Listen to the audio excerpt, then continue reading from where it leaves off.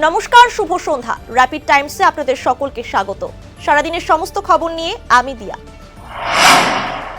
শিলিগুড়ির ২০ নম্বর ওয়ার্ডে সরাসরি শঙ্কর কর্মসূচির অংশ হিসেবে জনসংযোগে বের হলেন বিধায়ক শঙ্কর ঘোষ। কথা বললেন সাধারণ মানুষের সঙ্গে। উত্তরকন্যার কাছে ওভারব্রিজে বাস ও বাইকের সংঘর্ষ, আহত বাইক চালক। আগামীকাল শিলিগুড়ি পৌর নিগমের ১৫ থেকে ২৪ নম্বর ওয়ার্ডে ও ২৯ নম্বর ওয়ার্ডের আংশিক এলাকায় পানীয় জল সরবরাহ বন্ধ থাকতে চলেছে। ট্রেনে করে গাঁজা পাচারের চেষ্টা, ২ মহিলাকে ধরল এনজেপি জিআরপির এসওজি টিম, উদ্ধার ৮ প্যাকেট গাঁজা। শিলিগুড়ির পিসি মিত্তাল বাস স্ট্যান্ডের কাছে নিষিদ্ধ কাফ সিরাপ সহ এক যুবককে গ্রেফতার করল ভক্তিনগর থানার পুলিশ।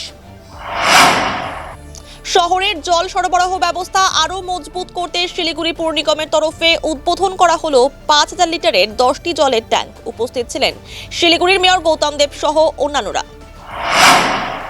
শিলিগুড়ির জংশন বাস স্ট্যান্ডের সামনে এসএসসি দুর্নীতি মামলার বিরোধিতায় বিক্ষোভ প্রদর্শন করল বিজেপির সাংগঠনিক জেলার ১ নম্বর মণ্ডল কমিটি। গদি মিডিয়া চালাচ্ছে মোদী সরকার। দার্জিলিং জেলা কংগ্রেস কার্যালয়ে সাংবাদিক বৈঠক করে কেন্দ্রীয় সরকারের বিরুদ্ধে এমনই মন্তব্য করলেন সর্বভারতীয় কংগ্রেস কমিটির সম্পাদক তথা পর্যবেক্ষক মহিমা সিং। জলপাইগুড়ির রায়নগর এলাকায় বিয়ে বাড়ি যাওয়ার পথে দুর্ঘটনা, ঘটনায় আহত বেশ কয়েকজন। শিলিগুড়ি মহকুমার নকশালবাড়িতে এক নাবালিকাকে গণধর্ষণের ঘটনায় চাঞ্চল্য, ঘটনায় গ্রেফতার ৩ যুবক। সারাদিনের সমস্ত খবরের আপডেট পেতে নজর রাখুন শিলিগুড়ি টাইমসে। শিলিগুড়ি টাইমসের খবর আপনারা পেয়ে যাবেন শিলিগুড়ি টাইমসের ইউটিউব, এক্স হ্যান্ডেল, থ্রেডস এবং ইনস্টাগ্রাম পেজেও। সঙ্গে থাকুন, দেখতে থাকুন শিলিগুড়ি টাইমস।